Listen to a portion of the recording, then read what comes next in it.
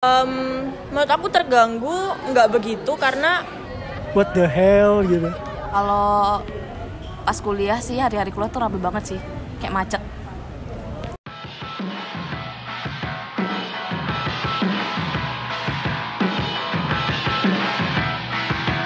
Hai Soka, kembali lagi di Brawijaya Berpendapat bersama saya, Ana Anissa. Nah, kali ini kita bakal bahas topik mengenai UB yang overcrowded nih. Wah, kira-kira gimana ya responnya? Yuk, cus langsung kita tanya-tanya aja. Halo Kak, boleh kenalan nggak? Namanya Kakak sama dari jurusan apa, fakultas apa? Baik, nama aku Yoga Cesaryo Firmansyah dari jurusan Teknik Kimia. Kalau aku Asri dari Fakultas Perikanan dan Ilmu Kelautan, prodinya Manajemen Sumber Daya Perairan.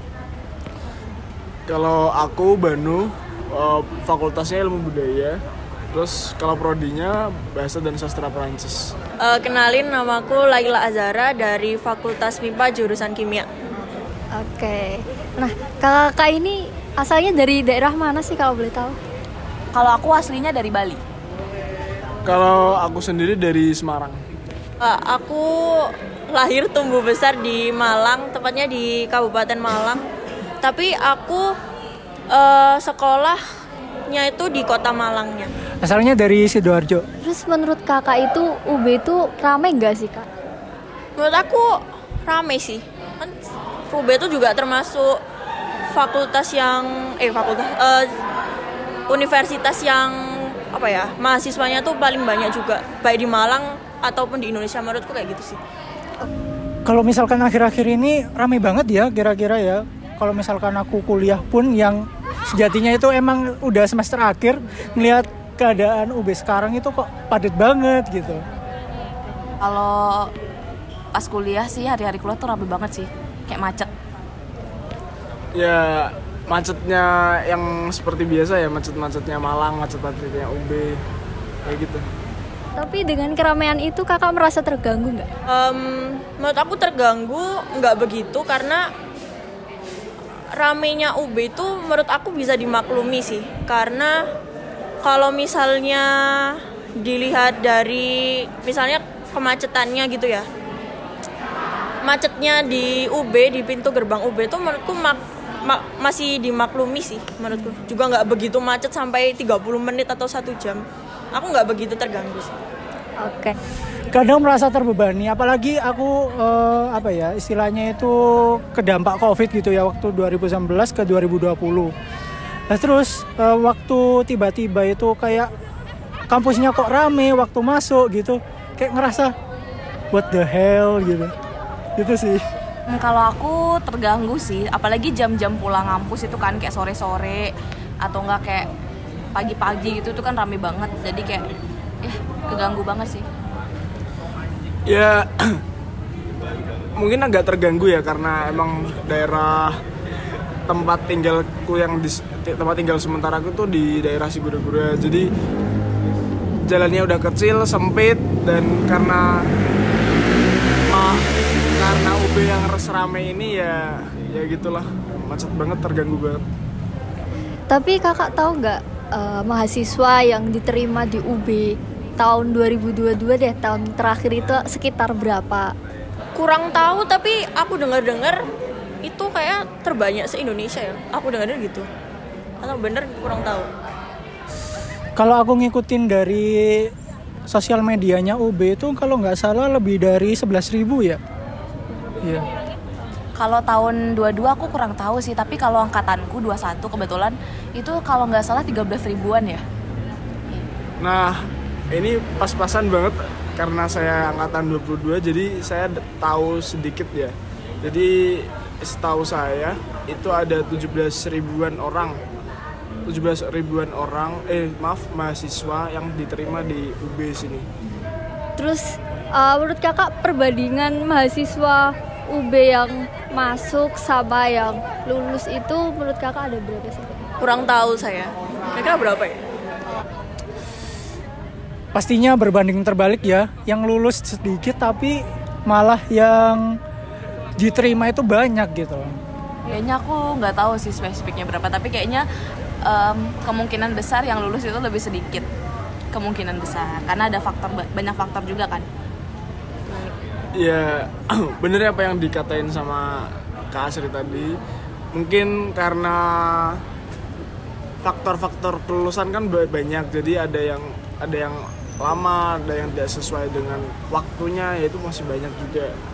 Dan kan setiap tahunnya pasti ada penambahan dan itu pasti.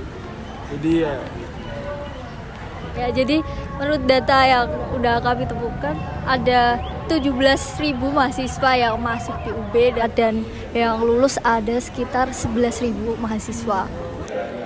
Nah, kalau dari kakak sendiri, menurut kakak kebijakan penerimaan mahasiswa yang ada di UB yang sebanyak itu udah optimal belum sih? Sepertinya enggak ya, dengan fasilitas yang cenderung sama aja dari tahun ke tahun. Menurutku kalau misalkan kebijakan nambah porsi untuk mahasiswa sendiri itu kurang bijak gitu untuk diambil oleh rektorat sendiri gitu atau pemerintah kampus. Kalau aku jujur ada plus minusnya ya. Menurutku plusnya bagi yang yang ingin menempuh universitas bisa melihat peluang yang banyak dari UB karena kan secara UB itu penerimaannya paling banyak di Indonesia. Terus aku dengar-dengar juga mandirinya dibukanya juga yang paling akhir. Jadi kesempatan calon-calon mahasiswa itu besar juga. Nah, kekurangannya mungkin dari Malangnya sendiri. Kalau menurut aku dari Malangnya sendiri, dari struktur jalannya, struktur kotanya tuh masih belum se-advance kota-kota besar yang emang udah didesain kayak bisa menampung masyarakat yang lebih banyak. Sedangkan kalau menurutku di Malang masih belum mencapai kayak gitu ya. Jadi kerasa macetnya. Terus kayak kalau aku ngerasa dari aku dulu SD sampai sekarang jelas hawanya juga lebih panas. Terus ya minusnya mungkin dari banyaknya kendaraan yang datang, soalnya kan di Malang juga kendaraan publiknya juga belum terlalu advance juga. Jadi banyak yang pakai kendaraan pribadi jadi lebih macet. Terus juga karena banyaknya mahasiswa, apalagi kalau yang daerah-daerah dekatnya kampus juga pasti lebih banyak wilayah kos-kosan juga kan. Nah, wilayah kos-kosan ini menurut aku juga ada plus minusnya. Plusnya kan dan juga sebagai mata pencaharian. Minusnya mungkin kalau daerah kos-kosan ini mungkin lebih ramai, terus juga lebih kotor ya menurutku dari wilayah perumahan pada umumnya. Ya, jadi situ sih minusnya. Oke. Terus dampaknya ke pemukiman atau ke warga Malangnya sendiri menurut kakak itu bagaimana dengan banyaknya mahasiswa yang ada di UB? Kalau misalkan akhir-akhir ini dampak paling terlihat kalau nggak salah di pencarian kos ya. Pencarian kos itu benar-benar ya Allah, dulu itu kayak setiap jalan itu pasti ada kosan yang tersedia buat putra terutama. Kalau sekarang dengan banyaknya mahasiswa terutama ya, aduh sulit banget gila. Susah banget ya Kak, iya. Udah padat banget di Malang. Padat banget.